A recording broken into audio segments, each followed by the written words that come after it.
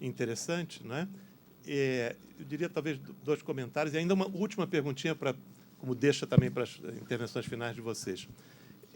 Talvez a gente, o que se esboça, pelo que eu entendo na conversa, estamos diante de um processo. Essa transformação, como toda, é um processo. É não só incremental, como vai sendo construída. A questão vai sendo aprofundada, desdobrada. Tem se usado muito hoje em dia esse conceito da coalition of the willing, juntar quem queira ir numa determinada direção, né? Vindo de vários campos, com vários aportes, e esse conjunto de pessoas e de instituições vai tocando para frente esse debate. Eu acho que é nesse sentido que a gente está falando dos próximos passos aqui no Brasil, e me parece isso profundamente interessante. A última pergunta que eu faria para vocês fazerem os comentários finais, uma pessoa que levantou com clareza, falou-se de muita coisa, mas não se falou do consumo recreativo. E ela mesma é uma expressão meio na falta da coragem de dizer uma coisa mais clara. Quem quer ter determinadas experiências, de que direito alguém, ou o Estado, ou quem quer que seja, tem o direito de proibir que ela tenha? Eu acho que essa é uma questão interessante, que em algum momento também, nesse debate, nessa trajetória, vai ter que ser enfrentada. Bom, eu acho que aí, eu não sei qual é a opinião do ministro, se deixo, as palavras finais serão dele, mas eu acho que aí é o seguinte, do ponto de vista de experiências, nós sabemos que, historicamente, pessoas como Simone de Beauvoir e Sartre tiveram experiências com drogas e transformaram as suas experiências em alguma coisa importante na arte deles. Não foram os primeiros, mas foram talvez dos mais notáveis. Há pessoas que não são notáveis, mas que querem ter uma experiência, que vão ter. Alguns gostam, outros não gostam. Eu, quando digo que eu sou careta, pessoalmente, em quase tudo na vida, né? Em muitos aspectos. Mas é uma questão pessoal. Não é um julgamento moral de que o outro deva também se abster. Não, eu não tenho. Eu acho que é porque eu sou bastante liberal nessa matéria. Eu acho que se alguém tiver uma experiência recreativa, desde que não cause dano nem a ele nem a terceiros, o problema é de cada um.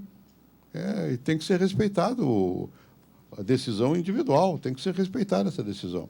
Desde que ele não queira transformar a sua vontade numa prática socialmente imposta. Aí não.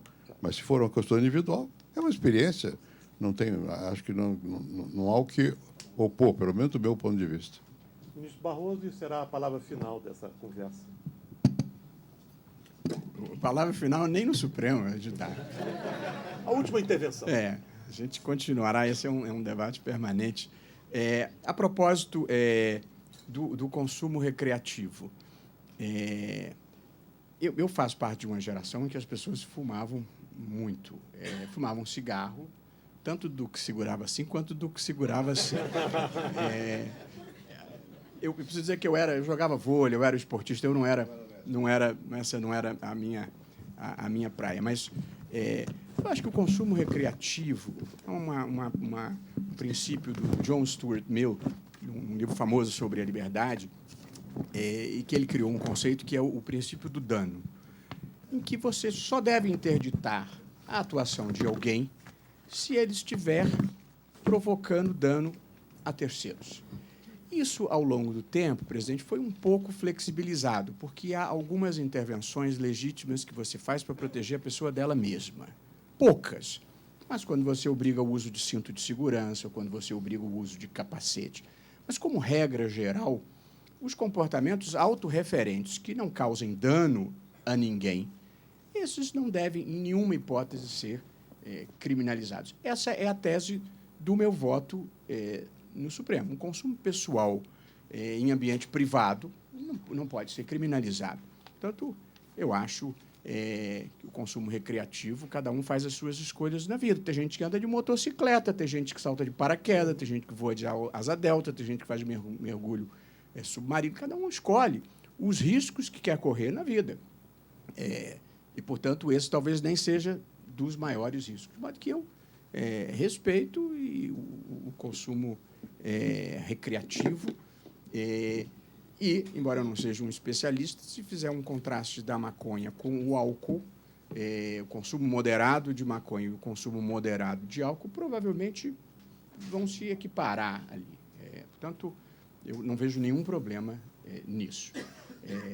Só que, quando nós estamos discutindo a legalização, nós estamos preocupados com outros problemas, além de não deslegitimar o consumo pessoal, que é enfrentar essa tragédia brasileira, que é o poder opressivo do tráfico sobre essa comunidade, essas comunidades mais pobres. De modo que a mensagem que eu deixaria, que eu considero mais importante da nossa conversa e do nosso debate, é uma frase feliz do Elie Wiesel, que foi um sobrevivente de Auschwitz, vencedor do Prêmio Nobel da Paz e recentemente falecido, em que ele dizia assim: a neutralidade significa estar do lado do opressor.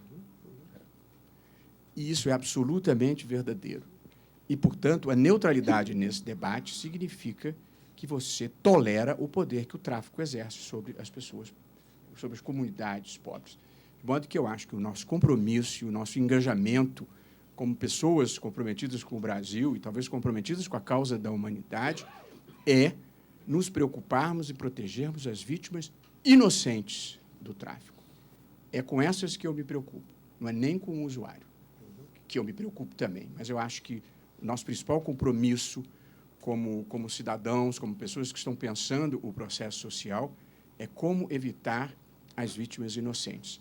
E acho que a melhor forma de evitar as vítimas inocentes é com legalização e regulação estrita por parte do Estado. Deixa eu fazer um pequeno... O que aconteceu? Havíamos votado o ministro Gilmar, o ministro Fachin e eu. O ministro Teori pediu vista, tinha uma visão... acho que ele viria contra. Eu mesmo conversei com ele mais uma vez. Extraordinária figura que o Brasil perdeu.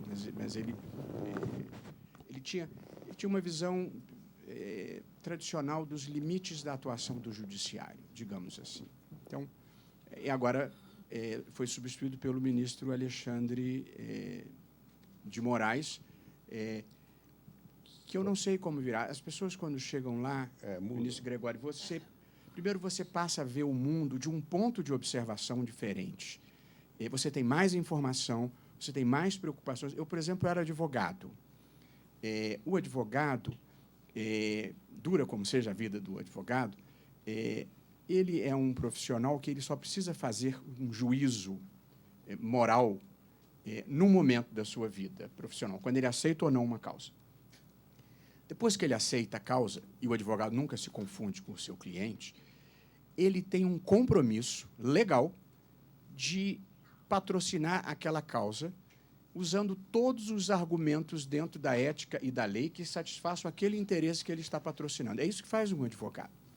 Portanto, ele tem lado e ele não precisa refletir mais. Ele tem que fazer tudo o que seja legítimo para defender aquele interesse. Mas, quando você chega no Supremo, você olha a vida de um ponto de observação diferente. Eu tenho que zelar pelos direitos fundamentais do acusado, mas eu tenho que zelar também se eu acho que há risco dele produzir uma próxima vítima. E, portanto, você passa a ser guardião dos direitos fundamentais do acusado, mas também o protetor da eventual próxima vítima.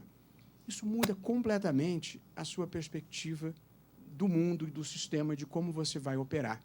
De modo que qualquer pessoa bem-intencionada que se dê conta que nós estamos povoando as prisões com as pessoas erradas, independentemente das preconcepções que tinha, pode passar a ter uma nova perspectiva. Portanto, eu não sei como cada um votará, mas eu espero que o Supremo, nesta matéria, como em outras, esteja sintonizado com o mundo.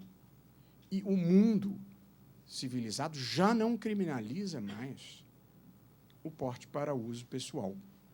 E, portanto, se o mundo civilizado não está mais fazendo isso, eu acho que a gente deve prestar atenção e seguir os bons caminhos. O ministro Alexandre fez o que eu também fiz. Ele foi ao Paraguai para cortar a árvore de maconha. Eu, quando era presidente da República, mandei cortar a árvore de maconha. ele vai perceber depois que não adianta nada. Então, eu acho que devemos deixar realmente aberta a possibilidade do voto dele. Não sei qual vai ser, porque ele vai ter que considerar outros fatores que não aqueles que o levaram a cortar a árvore de maconha, como me levaram também a mandar destruir maconha. Bem, mas eu queria dizer agregar uma outra observação aqui, que diz respeito justamente à preocupação com as vítimas inocentes e com a violência que, às vezes, é da polícia. Em conversas no Rio de Janeiro, com mães de favelados a respeito de droga, me impressionou muito uma senhora que disse, olha, eu tenho X filhos, 2 filhos, digamos. Um deles está no crime. A expressão é dela, está no crime. O outro não. E eu tentava induzi-la a chegar à conclusão de que, eventualmente, fosse por razões sociais. Ela disse, não, é que um é mau caráter, o outro é bom caráter. Agora, quando a polícia chega, a polícia bate no que está no crime, no que não está no crime e em mim também. Bom, então a polícia, para ela, é pior do que o crime, porque a polícia faz. Mas, mais tarde, numa outra ocasião, eu fui a outra favela da Maré, fazer um TED, uma experiência de debate, enfim, na internet, na favela da Maré. Eu pensei que era um grupo de pessoas que eu não conhecia ninguém. Eu fui, quando você vai para uma região dessas, você melhor ir sozinho do que mal acompanhado. Mal acompanhado para eles é ir com segurança. Então, você vai sem segurança. Eu fui com a Patrícia, chegamos lá, tivemos o tal do TED, e a favela da Maré, quando você entra, como em qualquer favela, tem lá a igreja, geralmente uma facção protestante ou pentecostalista, tem a farmácia, enfim, tem tudo, é tranquilo, você não nota nada. E quando eu voltei, aí eles me disseram, agora nós vamos mandar alguém com o senhor. E foi um jeito bastante forte, um armário comigo. E eu disse, olha, que coisa curiosa, a Maré está tranquila. Eu disse, doutor, não sabe o que aconteceu aqui semana passada. Morreram 5. Eu disse, mas como é que morreram 5? Por quê? Porque, não, aqui tem 4 facções. Amigo dos Amigos, Comando Vermelho, quem? Terceiro Comando e a milícia. A milícia e o BOP, que para ele é uma facção também. E quando eles entram, eles vão brigando e matam todo mundo. Então, esse é o outro problema da violência também. A contra-violência do Estado, muitas vezes, é tão grave quanto a própria violência, porque ela não percebe as diferenças e vai usando a força. Isso tudo também nós devemos estar atentos à questão do comportamento do próprio Estado no seu aspecto necessário de repressivo, mas tem que ser uma repressão que não leve a essa situação e que, na verdade, do ponto de vista do habitante, a pessoa que está ali, é tudo igual. Tanto faz o criminoso, a facção, quanto o Estado. Aparece como igual. E o efeito é o mesmo, que mata indiscriminadamente e lá se vão os inocentes. Era isso. Eu queria falar uma coisa porque me lembrei agora, e para encerrar, porque eu achei tão interessante, eu estava prestando atenção no presidente falando. Eu conheci o presidente Fernando Henrique, eu conheci, não, eu o vi em 1970, aí, presidente, pode ter sido 7 ou 8. 70. Em 77. Me lembrou a história do professor Paulo Bonavides, que é o decano dos concessionários, tem 90 anos, e estava num balcão de uma companhia aérea, e aí veio chegando um senhor, um desembargador aposentado, andando numa bengala, e falou assim, professor Paulo Bonavides, eu fui seu aluno. Ele falou assim, que é isso, meu amigo? Deve estar vendo algum engano. Mas o que eu queria lembrar, porque eu olhei agora, veio um flash que eu acho bacana, bonito. Portanto, assim, em algum momento de 1977, eu participava do movimento estudantil, acho que o senhor nem era senador ainda, era um professor, era um intelectual, e aí houve um grande debate no Teatro Casagrande, a gente tentando pensar como acabar com a tortura, como acabar com a censura, como, enfim, abrir uma avenida democrática num país asfixiante que era. Pois, 40 anos, né, depois, nós estamos aqui pensando como fazer um país melhor, mas discutindo coisas muito mais sofisticadas e diferentes de como acabar com a tortura ou de como acabar com a censura. Portanto, olhando em perspectiva, presidente, nós percorremos um longo caminho. Nesse episódio do Casagrande, eu me lembro bem, era um debate a respeito da situação da época, tortura, violência, e havia ali alguns jornalistas, e eu estava lá e tal.